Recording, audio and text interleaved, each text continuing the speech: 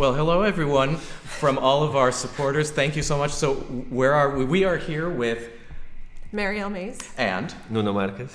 And we're filming a episode where we're talking about what it takes to create a festival. And why are we cutting and speaking with the alarm in the background? Well, this has been... Because part of running a festival is knowing that you'll reserve the quietest room in the conservatory and there will be an alarm from the school across the street. Exactly. So we're filming. It's been going every 5 minutes, but hopefully we'll get this so that you can see it. Thank you so much for your support and watch this episode. I'm very excited about it.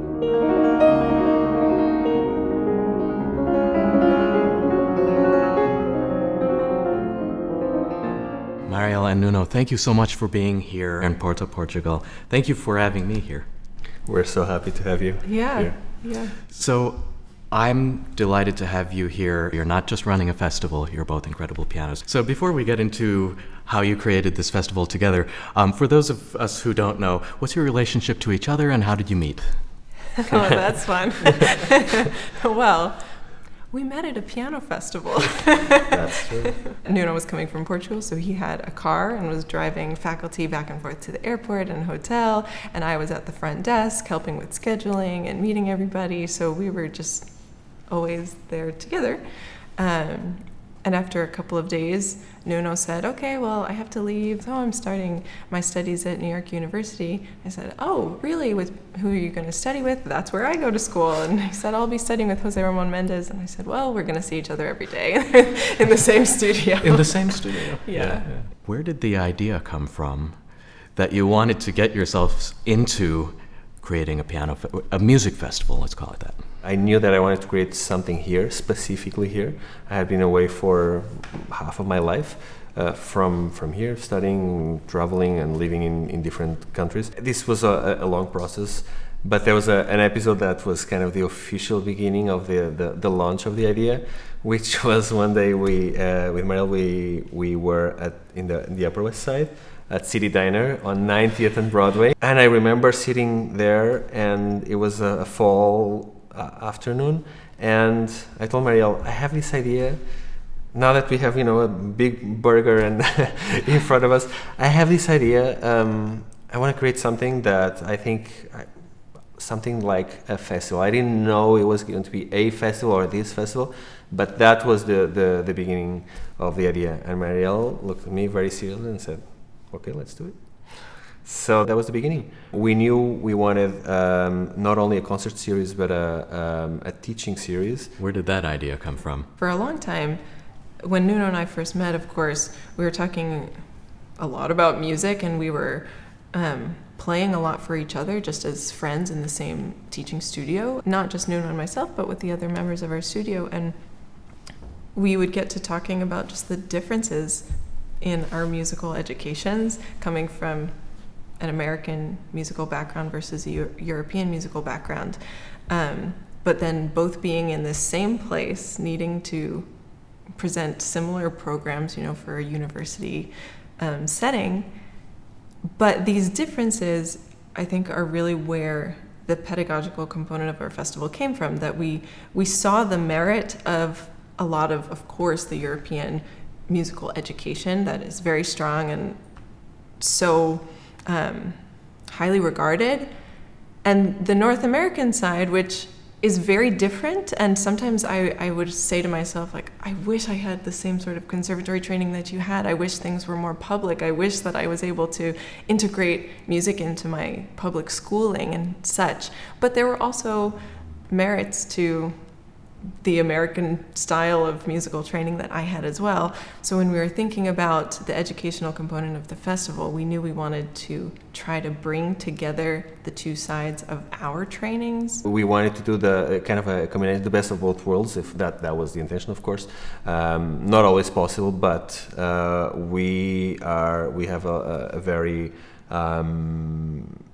flexible approach, very oriented, more New Yorker approach to some of the things that we try to integrate with this wider context. At the same time that Nuno was thinking about this festival, I had also started a degree in social entrepreneurship.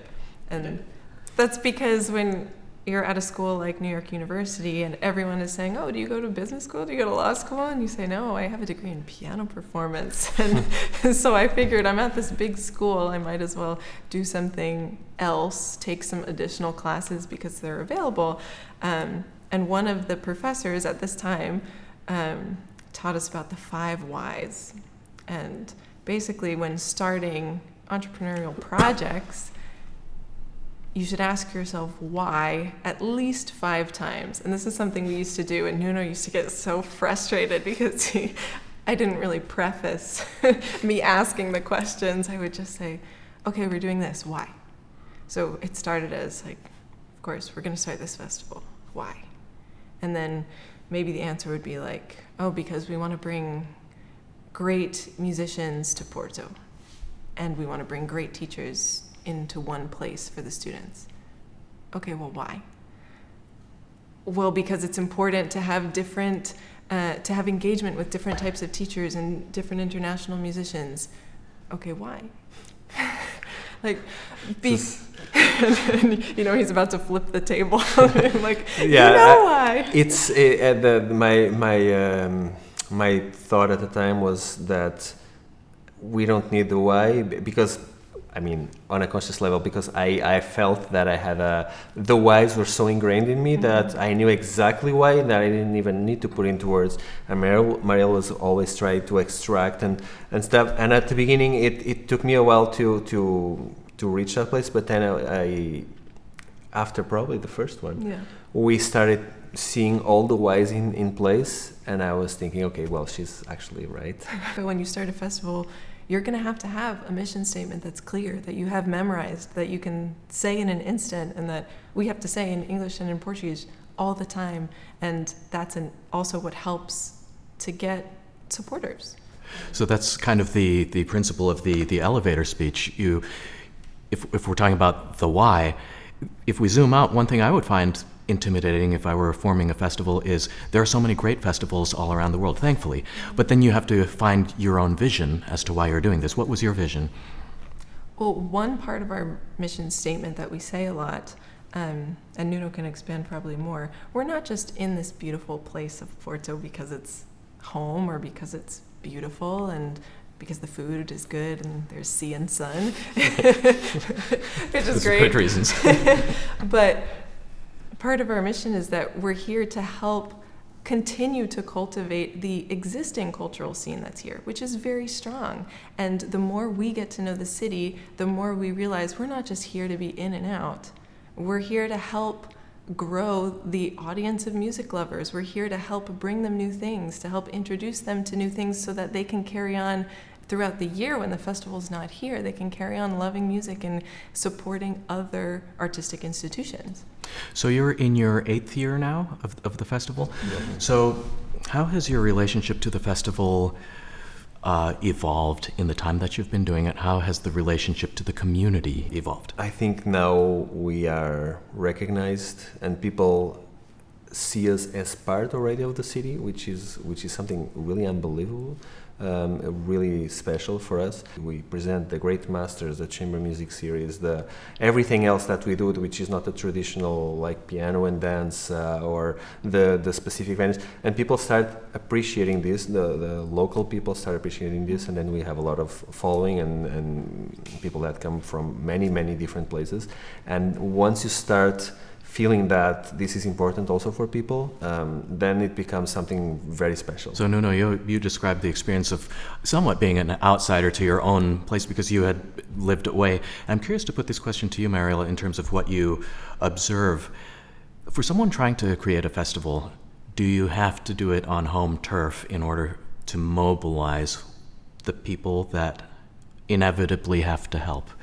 Will people eat dinner before or after? Little things that if you're not from the place, you won't necessarily have the right answers or know what the community needs. But we've been flexible over, of course, these 8 years to get to the point now where we think, okay, we have these concerts in the evening. Ours start at 7:30 so that people can have dinner at around 9.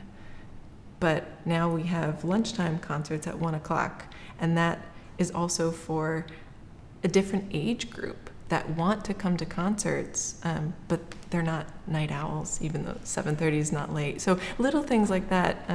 It's good to get to know the community first. Coming from New York, you'd think $10 for a concert.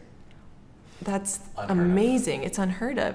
But learning more about a place, you realize that prices and numbers, they mean different things. So 10 euros for a concert is something different here. I'm so glad that you said the specific number, because I only learned it yesterday that your tickets are 10 euros, which is an amazingly reasonable price, if I want to call it that, for what you're offering. So we have concerts that are also 5 euros, which is, again, whoa, so cheap. Like basically free. A New York coffee, it's basically free.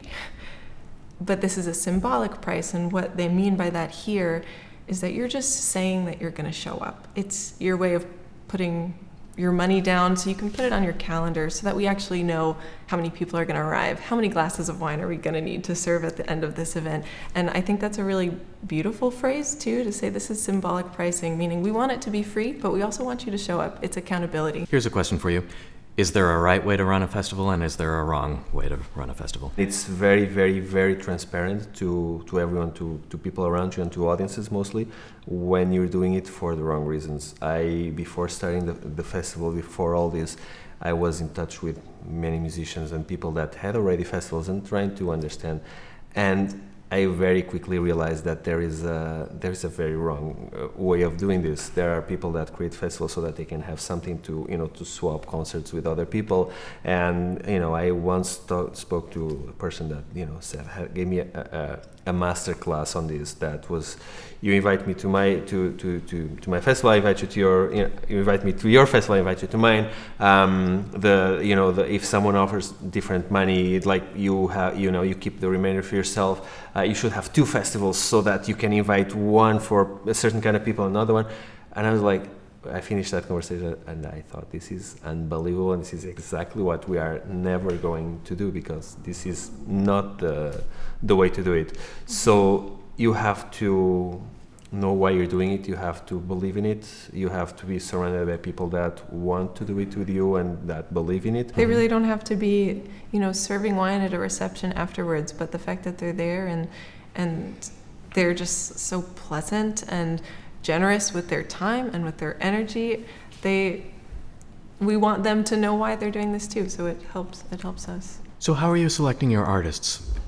If we're talking about not necessarily swapping concerts with friends, which would be an obvious and easy thing to do, I noticed from your festival programs that you make very specific choices in terms of your artists. They all seem to have a very specific type of story or line. There's one thing that I've learned, again, from being an outsider.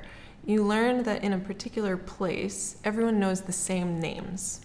And even in New York, in the New York music scene, there are the famous names and the popular names that are amazing. And sometimes in a place that like this, like Porto, where it's a smaller setting, you have names of people that keep floating around and that are popular here, like locally popular, and they're great, and it's really great. But we hope that the two of us and our team, we do a good enough job as a festival and through our organization that we get an audience that will just trust our organization and say, if we come to Porto Piano Fest, we're going to feel something. We're going to like the concert. We're going to enjoy what we see. We're going to see something we haven't heard before. And something that we look for is someone, all our artists with an individual voice.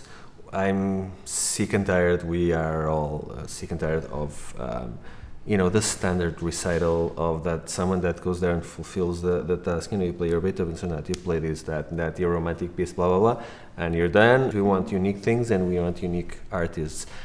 And then the audience comes to one concert, comes to the next concert, and they start to see the quality of the artist, and they believe in us and they believe in our work.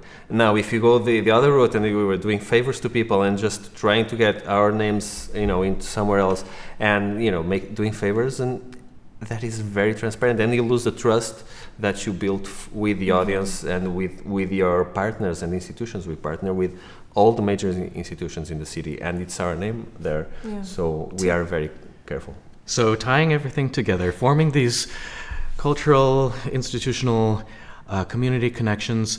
I was thinking, and this is the big question in creating a festival, as you picked me up from my hotel in your beautifully branded Porto Piano Fest BMW electric vehicles with the high trim levels, I said, how do you get something like this funded? How do you form these connections? How can you decide which types of people you can ask for help and involvement, and how do you ask for help and involvement? This is a question which is relevant to me on this show because I'm not a person who asks for things despite a constant and clear need for money to fund this show. Yeah. And I just said that to the viewers, you heard it here. And I'm learning from you how you get to the point where you are running an entire festival. Well, it's not easy. It's not easy, and it's not, none of us are good at asking either, because we don't particularly like that. I think you have to stop thinking about it as asking and offering and saying, we want to offer this, we want to make this. This is what we propose. Can we do it together? Would you be interested in helping this happen? And people have to believe in you and believe in your project. The key thing is trust. And sometimes that'll come from an organizational level where they start to trust the institution, if we can even call ourselves any sort of institution, but they start to trust the name of the festival. But a lot of it always starts with personal trust. And I mean, Nuno is really great when he approaches people, and the people that know him and meet him, you give off a sense of like, we trust this person, we trust that he has a vision and that he's going to be careful with our time, careful with our money, careful with what we give. So that's always important. And finally, where do you see the festival in 10 years from now? What's your hope for the growth of the festival? First, that we're here to stay. That we hope to see that the cultural life of this city and in the other places that we may go throughout the year, it continues to grow, and that the audience of music appreciators and lovers and enthusiasts grows with our festival, but also that people will start to trust just the festival name and come to concerts whether they know what they're going to see or not. That's really important to us, that they'll trust that they can buy a ticket and they're going to have a great experience. They're going to see something wonderful. They're going to be moved by what we put onto the stage, and that's important to us. Yeah, that's I think that's the key. Mariela and Nuno, thank you so much for joining me in this conversation and for providing inspiration to hopefully many new generations of festival creators. And thanks for having us here in beautiful Porto. Thank you. Thank you so much. Thank you. Thanks.